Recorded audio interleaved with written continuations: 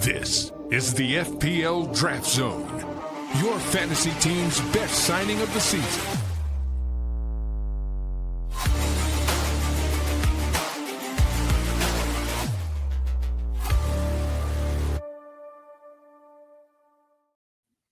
Hello and welcome to the FPL Draft Zone, a podcast all about draft FPL. I am Dom Crofts and I hope you are well. And yes, another game week has come to a conclusion. Game week 8 is done and dusted. I hope it went well for you, but if it didn't, fear not, because coming up, we're going to be taking a look at everything that game week 9 is about to throw at us. And we've got those all-important waiver picks for you as well. But before we get into any of that, it's our usual plea from us to you to subscribe to the pod if you haven't already, so you never miss an episode. If you listen to us on your podcast platform of choice, please leave us a lovely review. Our favourites are 5 stars and a sublime comment or two as well wouldn't go amiss. Or if you're watching us on YouTube, please like and subscribe. And don't forget to follow us on our socials as well. You can follow us on Instagram and X at FPL Draft Zone. And we're also on Blue Sky at fpldraftzone.bsky.social. As I said, we're going to have a full preview of Game Week 9 in just a moment. But before we do, let's take a look at some of the headlines that came out of Game Week 8. And Jean-Philippe Mateta's season finally kicked off.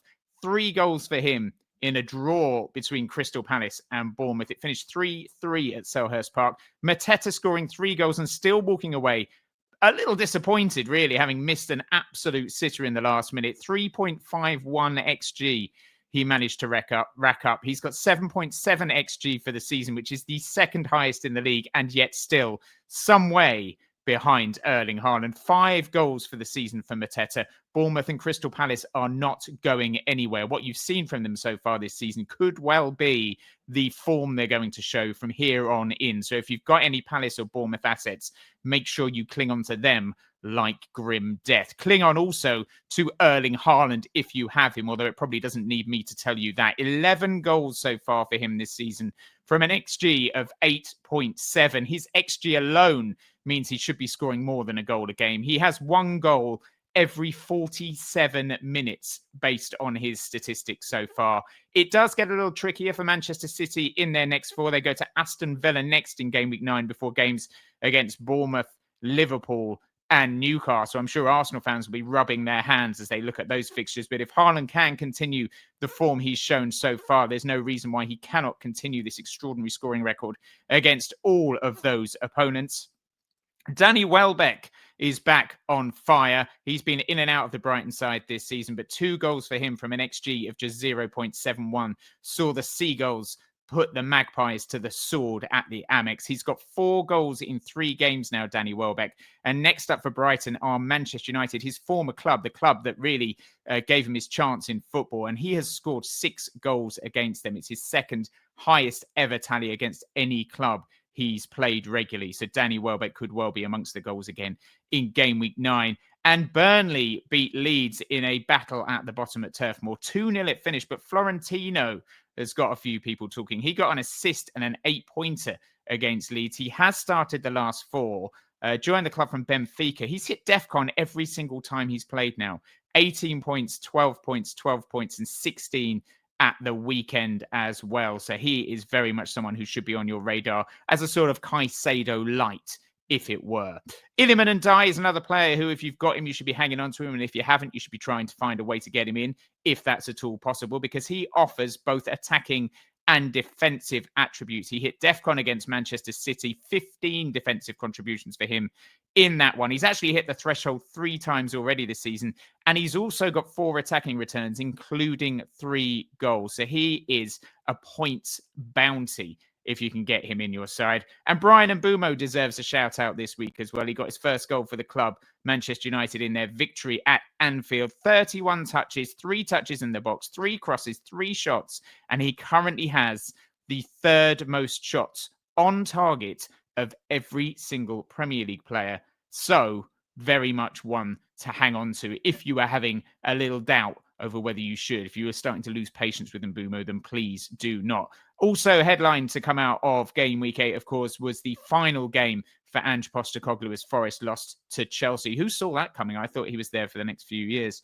Unbelievable sometimes football, isn't it? And Sunderland won again. They beat Wolves 2-0. But Arsenal remain top of the table after they won 1-0 at Craven Cottage. Villa continued their form with a win at Spurs. And West Ham under Nuno struggling again. They gave up a lot of XG in that 2-0 defeat on Monday night to Brentford. Before we get on to Game Week 9, we should always look ahead to the midweek fixtures that could have an impact on the players you target on the waivers or the players you target on losing perhaps from your side. On Tuesday, Newcastle United are in action. They're at home to Benfica. Jose Mourinho returning to the northeast with Benfica. Manchester City go to Spain to face Villarreal. Arsenal also face Spanish opposition in Atletico Madrid. And then on Wednesday, it's the turn of Chelsea, who have a home tie against Ajax. Spurs travel to Monaco, and Liverpool, who have now lost 4 games on the spin, look to arrest that slide in Germany when they face Eintracht Frankfurt. So all those teams will have players probably in or around your draft side. So keep an eye on those matches and make sure that none of your assets or any assets you're targeting pick up any niggles or injuries. Let's take a look at what happens on Thursday, where the Europa League and Conference League sides are in action. It's an away day for Aston Villa. They go to Go Ahead Eagles in the Netherlands. Nottingham Forest, with a new manager in Sean Dyche, have a home game against FC Porto. And in the Conference League, Crystal Palace also have a home game. They face AEK Larnaca. Right.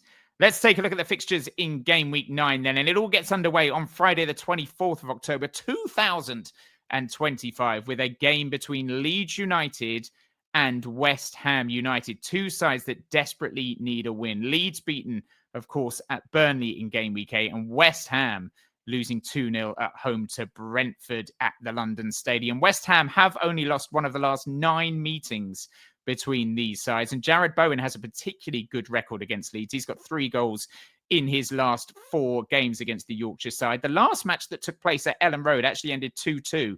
That was back in the 2022-2023 season, when Wilfred Noto and Lucas Paqueta were both amongst the goals. In terms of waiver options for you in this one, Brendan Aronson is starting to look like a fine midfield pickup, particularly in games like this where Leeds will be on the front foot. He started the last 5 games now, got 2 assists in that time, but it's his underlying statistics that really make him look like he could be worth a pickup. 0.50 XGI against Burnley this weekend, could easily have scored in that one. 0.49 XGI against Bournemouth in Game Week 6, so he can also do it against high caliber opposition.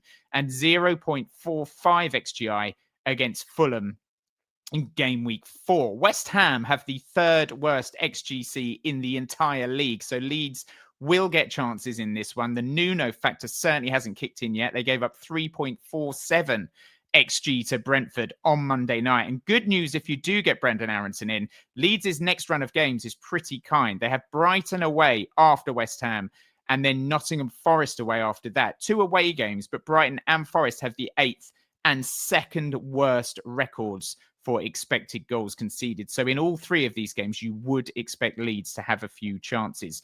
I cannot sit here and honestly recommend any West Ham assets right now, not even their defenders, who I thought would be worthwhile pickups once Nuno got his feet under the table. That does not seem to be the case just yet. But one of the bright sparks in that defeat to Brentford was Crysencio Summerville. Doesn't seem to have an end product too often. This is a game where he faces the club that he was signed from West Ham. Started the last 5 games now for the Hammers, racked up 0.9 XGI in that time. 2 assists so far for him this season. He is up against his former club. And West Ham, well, they're desperate for points, and the next 3 games are crucial for any chance they have of avoiding a relegation battle. They go to Leeds, of course, this weekend. Then they have a home game against Newcastle United, which will not be easy, although Newcastle aren't scoring as freely as they would hope. And then that massive game in Game Week 10, a home game against Burnley, a Game Week 11, I should say, in that one. But honestly, if you can avoid West Ham assets, I certainly would. It's Chelsea against Sunderland at Stamford Bridge. Chelsea have found a bit of form over the last few weeks, and they would expect to win this one because they've won 4 of their last 5 games against the Black Cats. The last meeting between these two took place back in 2017, and Chelsea won and won well 5-1 on that day. They haven't actually lost at home to Sunderland since 2014, 11 years ago. So you would expect the Blues to pick up 3 points here, despite Sunderland's good start to the season. A few options for you from both sides, though. Mark Gayu is a forward option who may now be a viable asset for your draft team. He got 45 minutes against Nottingham Forest. Forest are actually pretty good against Chelsea in that first half, but Maresca rang the changes at the break. Gayu was one of those changes, and he changed the face of the game.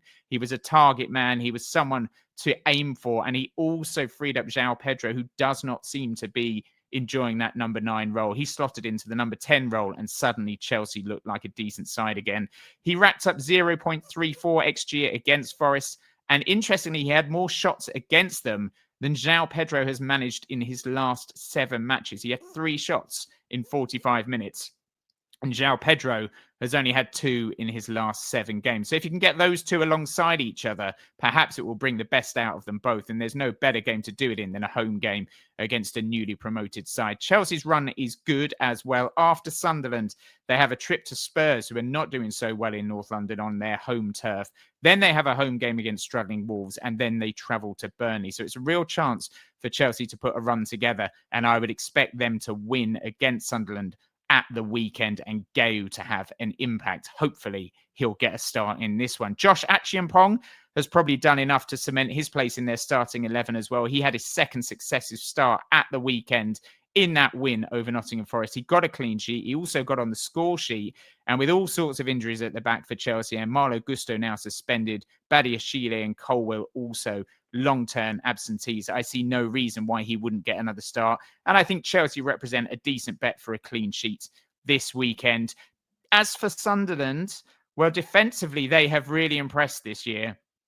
None more so than Omar Alderete, who is the 8th highest point-scoring defender in the game with 45 points. A lot of that is due to the 17-point haul he got in game week 6 against Nottingham Forest, but he has actually hit at least 4 points in every single game week he's played, except for game week 2 against Burnley and game week 7 against Manchester United. So Alderete, even in a game like this, represents good value going forward, as does Nordi Mukiele, another defender, and he is the 9th highest scoring defender in the game with 44 points, 1 less than Alderete. Again, he's got a 17-point haul, which does skew that statistic a little. That was against Wolves in game week 8. But again, he has hit 4 points plus in every game week, except for game week 7 against Manchester United. He has the 4th most points per game, in fact, of every single player in FPL. So 2 defenders there for you to consider going forward. And interestingly, we've talked about Sunderland's form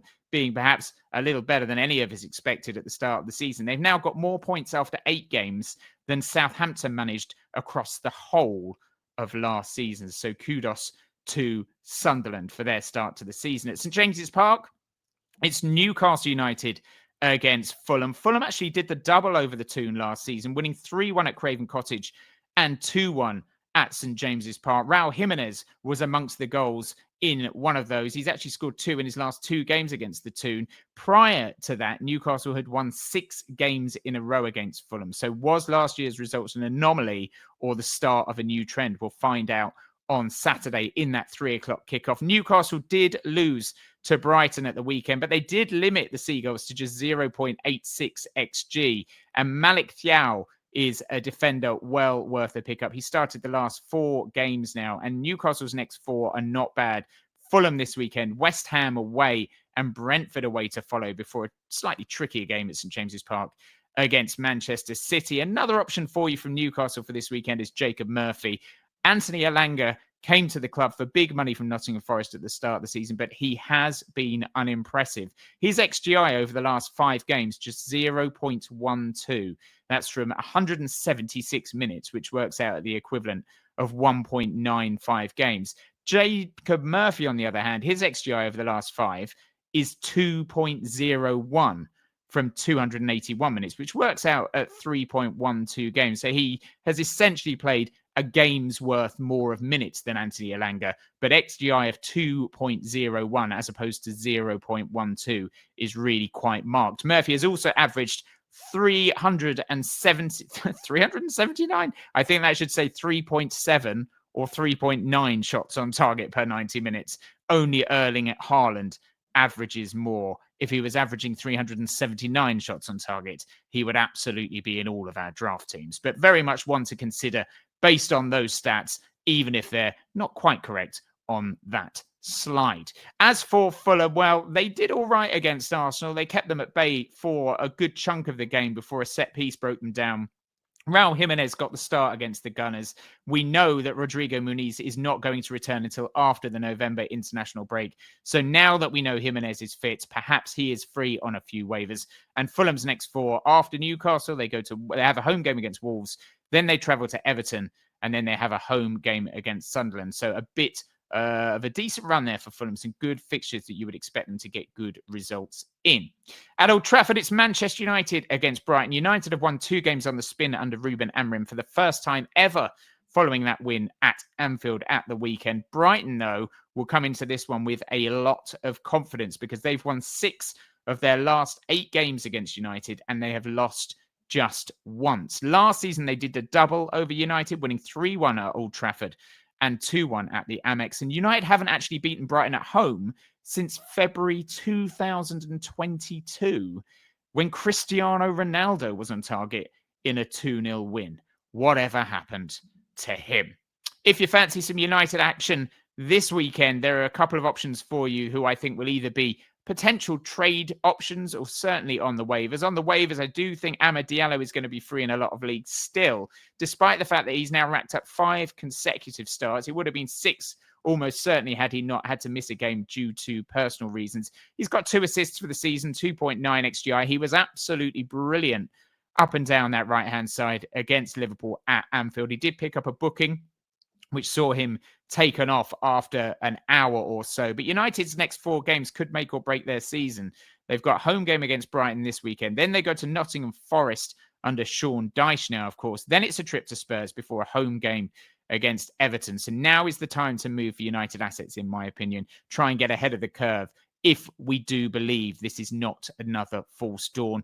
Cunha was also brilliant against Liverpool, led the line really well. He is yet to get an attacking return for his new club, despite racking up 2.0 XGI for the campaign. There is a lot of competition for places in that front line for United. Cunha started ahead of Sesko. Mason Mount's in there as well, plus Brian and Bumo. But he was really, really good against Liverpool. And even though his stats tell us that he is not yet returning, the eye test tells us that soon he will. And let's not forget, he got 22 attacking returns playing in a far worse team than Manchester United last season in the form of Wolverhampton Wanderers. If you want a bit of Brighton action, Danny Welbeck is the man of the moment, of course. He's likely to be taken in the vast majority of leagues. Such is the dearth of striking options. But Jan-Paul van Heck is a defender who has caught the eye over the last few weeks. He's hit DEFCON in 4 of his last 5 games, and Brighton's run is not too bad. United away, where he could easily hit DEFCON again.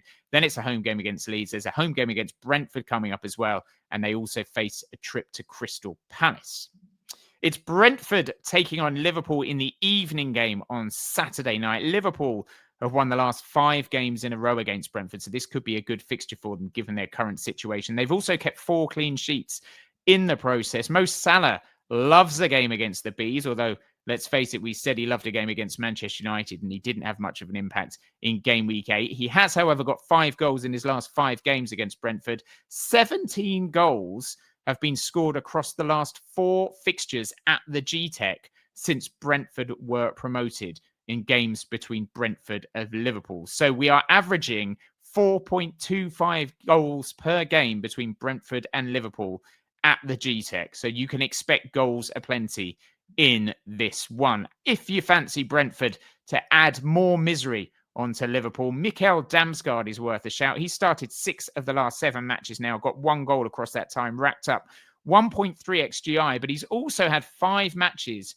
where his XA has been over 0.20. So he is chief creator for Brentford, and he is showing that with his form of late. Michael Kayode was excellent against West Ham as well. 0.81 XGI he racked up at the back. And he will be directly up against Milos Kerkez, who is having a bit of a nightmare. So it would not surprise me if Kayode could make an impact in this one from an attacking perspective. As for Liverpool, talks about Cunha as a possible trade option. I think Florian Wirtz still remains of value as a possible trade option as well. I'm sure owners are losing faith by the second. He started just one of the last 4 now. Liverpool have, of course, lost 4 games in a row. His value will be as low as it's ever been and could ever be.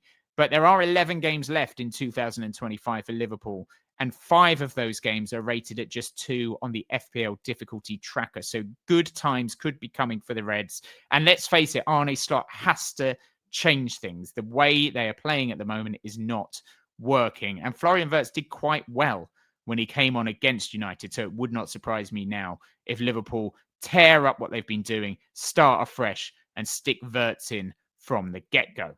It's Arsenal against Crystal Palace at the Emirates. Arsenal won 5 of their last 6 matches against the Eagles. Last season's game at the Emirates ended 2-2 with Leo Trossard among the scorers for Arsenal. He was, of course, a scorer at the weekend as well against Fulham. Eberechi Eze was among the scorers for Crystal Palace last season. He won't be doing that for Palace, at least, this weekend, unless he scores an own goal. Arsenal haven't actually lost at home to Crystal Palace since 2019. Given the fact that they are one of the better teams in the league and they are top of the league, their assets will be hard to come by. But Leo Trossard, who we've bigged up on this show many times before, has started the last 4 games now. He has racked up an XGI of 1.54 in that time. He scored against Fulham. That left-hand side, he has got that shirt at the moment. I expect him to play in this one, barring any injury against Atletico Madrid on Tuesday. And Arsenal's next 4 games could see him rack up the points. Crystal Palace this weekend, then it's 2 trips in a row to newly promoted sides in the form of Burnley and Sunderland. And then it is the North London derby against Spurs. And one to keep an eye on, Mikel Merino. Eberechi Eze started in place of Martin Odegaard against Fulham. Did not do a lot. He was quite underwhelming in that position. Hasn't really played that position for Crystal Palace too often either. Mikel Merino has 6 goals in his last 4 games for Spain now. I think what will be telling is who starts on Tuesday night against Atletico Madrid. I think if Eze starts, I would not be surprised to see Mikel Merino get the nod against Crystal Palace. And the other advantage, I would say, to having Mikel Merino in your squad is that while Kai Havertz and Gabriel Jesus are unavailable because of injury, he is their backup striker. And Victor Gyökeres has played an awful lot of minutes for club and country, especially when you consider he didn't really have much of a pre-season because of everything that went on before his signing from Sporting to Arsenal. So Merino, I would expect to get minutes sooner rather than later from the outset. And in a game against Crystal Palace, where it is going to be a battle, it would not surprise me to Merino to get the nod over Eze. But see who starts against Atletico Madrid. And if it is Eze, perhaps put your money on Merino getting significant minutes at the weekend. If you fancy a Crystal Palace option, again, a bit like Arsenal, most of their key men will be taken. But Daichi Kamada has had a very solid start to his 2nd season at the club. He started the last 6 now, picked up 2 assists in that time from an XGI of 1.4. Palace are the real deal. And after Arsenal, it's home games against Brentford and Brighton, and then a trip to Wolves. So very appealing fixtures indeed for Crystal Palace. Aston Villa take on Manchester City on Sunday afternoon. That is a tough test for both sides. Villa in fine form after a slow start to the season. City, similar. Villa are actually unbeaten in their last 3 games at home to Pep Guardiola's side. They've won the last 2 in a row. And last season's game ended 2-1 with Morgan Rogers and John Duran on target for the home side. Phil Foden, though, could be worth keeping an eye on. He's got 4 goals in his last 2 games against Aston Villa. So if you do own him, you can be confident of a return. If you fancy an Aston Villa asset, there's none better right now than Emi Buendia. He scored off the bench against Spurs. He's got 3 attacking returns in his last 3 games, 2 goals and 1 assist. And Unai Emery had this to say about him after that win at Spurs. He started this season and this pre-season different to the last one. He has done very well and his skill is clear. He has skills to make the difference.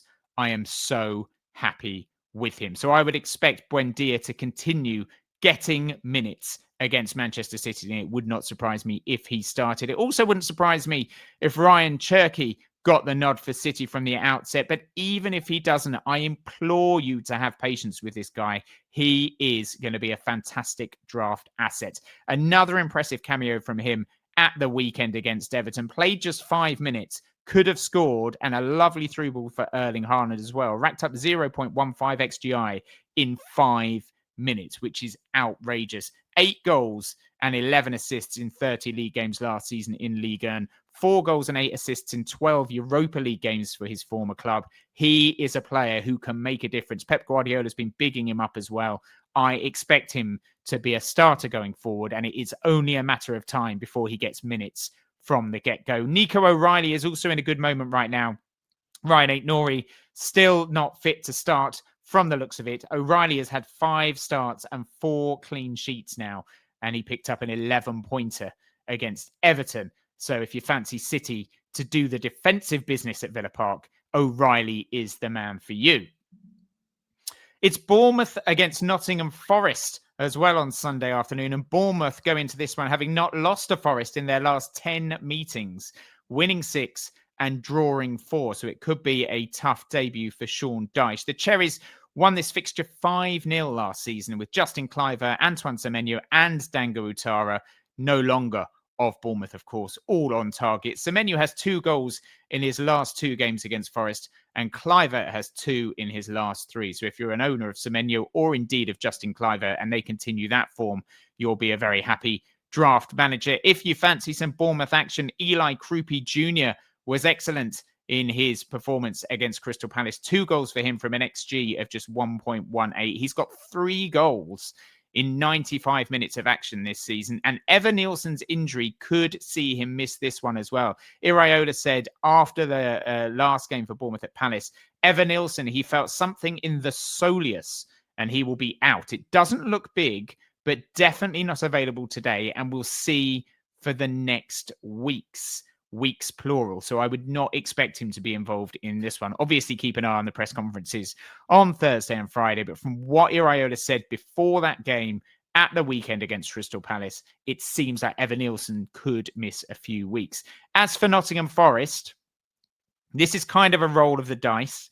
I thought West Ham defensive assets would be a good shout right now that they've got Nuno in charge, and then they gave up an absolutely extraordinary amount of XG at home to Brentford and looked absolute bobbins. So hopefully Sean Dyche will not follow that route. If he doesn't, and he can shore up this defence, and surely it's easier to shore up a defence that was pretty solid last year than one that has been woeful for many years in the form of West Ham, then the likes of Murillo and Nikola Milenkovic could be worth picking up, because a lot of managers would have dropped them the day Ange Postecoglou was appointed Forest manager. Now, the new manager bounce has been proven to be real many, many times in the past. And Sean Dyche's defensive record at Everton was decent. 7 clean sheets in 19 last year before he got the sack. And of course, James Tarkowski was under his stewardship last year. And James Tarkowski would have earned more DEFCON points than any other defender had DEFCON existed in FPL last season. But who would have earned the second most DEFCON points last season? Murillo.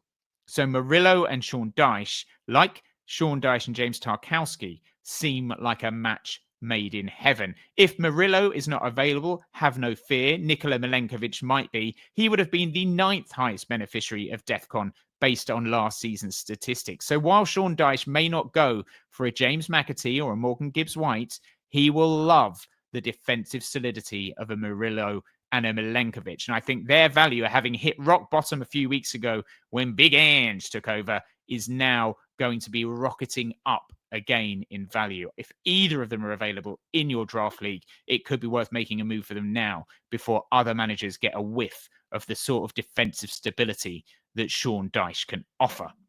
It's Wolves against Burnley at Molineux. Wolves beat Burnley 2-0 last season in the Carabao Cup. That was the last meeting between these two sides, but they're actually unbeaten in their last 3 games with the Clarets. There have been 6 clean sheets in the last 6 meetings between these sides, including 1-0. The other 5 saw one of the sides win 2-0. So there could be a chance for clean sheets in this one for either Wolves or Burnley based on history. If you fancy a Wolves asset, and who wouldn't, most people, Marshall Munetsi has had a decent start to the season. He's hit at least 4 points 4 times this season. He's also got 2 assists. So while Wolves have been pretty unimpressive, Marshall Munetsi has quietly been going about his business and doing quite well. He's also hit DEFCON twice in his last 3 games. And we mentioned him earlier. It's the budget Caicedo Florentino, joining Burnley from Benfica at the start of the season, an assist against Leeds, 8 points. And a reminder, he's hit DEFCON every single time he's played this season. 18 points, 18 DEFCON, 12 DEFCON, 12 DEFCON, and 16 DEFCON. And then wrapping up the weekend, it is Everton against Spurs at the Hill Dickinson Stadium. Everton won this fixture 3-2 last season with Iliman and Dye among the scorers. Richarlison scored against his old club. Prior to that defeat, Spurs were unbeaten in their last 8 matches against Everton. And Richarlison, who did not start at that defeat at the weekend to Aston Villa, he has scored 4 goals in his last 4 games against his former side. So if I was Thomas Frank, I'd be looking at history and giving Richarlison a little start in this one. If Jack Grealish was relinquished by a draft manager in your league because he was unavailable for that defeat to Manchester City, he is well worth picking up on the waivers. 5 attacking returns in 7 games for him so far this season from an XGI of 2.7. 2021 to 2022 season saw his most attacking returns when he got 6 goals and 12 assists. His highest points tally was a different season, though. That was the 2019-2020 season when he picked up 149 points. Based on his current rate of points getting, his projected points return at the end of this season would be nearer 190. So if Grealish is available on the waivers and he can continue the form he's shown since joining Everton on loan, then he is a must waiver. And João Paulinho has impressed since joining Spurs from Bayern Munich. 2 goals and 1 assist in 8 games. I don't think anyone expected him to be that potent in front of goal. He's also hit DEFCON twice in his last 4, and he reached 11 defensive contributions in game week 6. So it was only 1 defensive contribution off hitting that threshold again. Spurs' next 4 see them go to Everton this weekend. Then it's home games against Chelsea and Manchester United and an away game at Arsenal. Not easy fixtures, but for a midfielder looking to pick up defensive contributions, those fixtures look particularly enticing. So, your Game Week 9 top picks by position. I'm rolling the dice at the back. Alphonse Areola of West Ham, who looked awful against Brentford, particularly awful defensively. However, Areola made 5 saves against Everton, 3 saves against Arsenal, and 4 saves against Brentford. So if nothing else, if Nuno cannot sort that defence out, Areola is still going to be a busy boy and could pick you up save points. If he can sort that defence out, there are a couple of fixtures in the next 3 which could see West Ham turn their fortunes around. Away at Leeds this weekend, then a home game against Newcastle, then a home game against Burnley.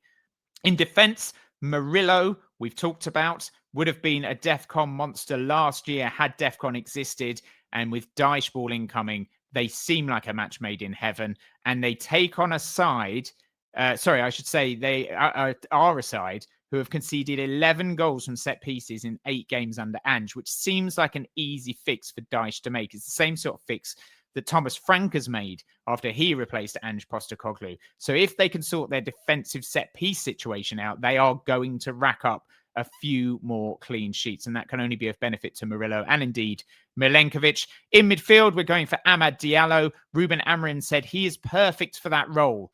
When talking about Diallo's role as a right wing back, he is very important to us. He got 8 goals and 8 assists last season in the equivalent minutes of just 21 games. So 16 returns in 21 games. You'd take that again this season, wouldn't you? And up front, Eli Krupi Jr. with Evan Nielsen's injury doubts persisting.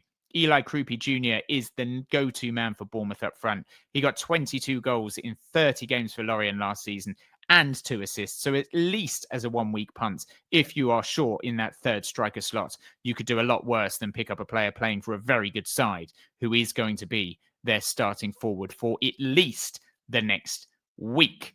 We've also got a few trade options for you, some of which we've mentioned already. These are players whose value are low, whose manager who owns them may well be losing patience with them. and keen to strike a deal to jettison them from their squads. First up is Morgan Gibbs-White, the Nottingham Forest captain. Forest, of course, have been in freefall under Ange Postecoglou ever since Nuno Espirito Santo left. He is, however, the club captain. He is a guaranteed starter. And interestingly, despite all their troubles, he has had the 5th most shots of all players in the Premier League this season. He's had 18 shots so far this season. So he's getting in those positions to do damage. So you would assume it's only a matter of time before he does do damage. 2.3 XGI created for him so far this season. 1 assist to his name. So he could be a decent trade option if you think you can get it over the line. Cunha is another. He's fit after injury. 41 attacking returns for the Brazilian in the last 2 seasons. Very good performance against Liverpool in game week 9. And 3 of the next 4 opponents United face are in the bottom half of the table for expected goals conceded. So I would expect Cunha to have an impact in attacking areas. This one's a bit of a controversial one. Cole Palmer, Enzo Maresca has told us that he is now out until the 22nd of November, which is a particularly demoralizing bit of news for owners of Cole Palmer. However, when you look at it from a sort of cold point of view, the November international break means that there are only 4 more games that Palmer is likely to miss. So if you think that an owner in your league of Cole Palmer is losing patience with his lack of availability and you think you can store him for 4 weeks, then he could be worth an approach, because obviously when he is at his best, there are very few better. And similarly up front, Victor Gyökeres has now gone 8 games without a goal in all competitions. Kai Havertz is on the cusp of a return. He is back in training. So Gyökeres owners may also be losing faith with the big Swede. However, he is 7th in the league for XG of all players. And we've talked about Arsenal's good fixtures, games against Sunderland and Burnley coming up before a North London derby. So it would not surprise me if Gyökeres got a few goals during the course of that time. And again, his value is probably pretty low right now as well. So those are our waiver picks for game week 9 and a few trade options for you to consider as well. Here is your to-do list before the waiver deadline strikes on Thursday. First and foremost, keep an eye on those European fixtures. Keep an eye on any injury news. Keep an eye on any players that are rested with a view to the weekend. I'm thinking particularly of those Champions League clubs.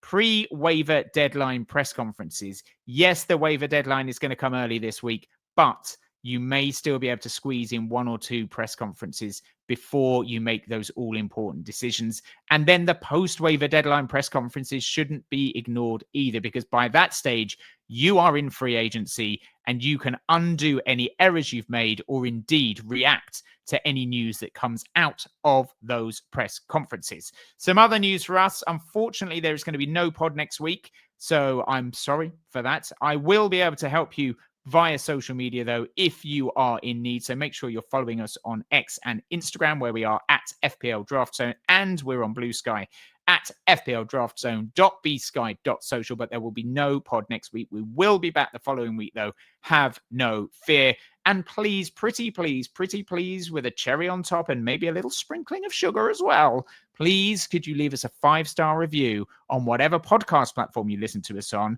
and maybe some nice, kind words as well. And if you're watching us on YouTube, please like and subscribe. But that is it for this week's show. I wish you good luck in game week 9. Good luck in the waivers. Good luck in free agency. Good luck in all that you do. And until next time, it is bye for now.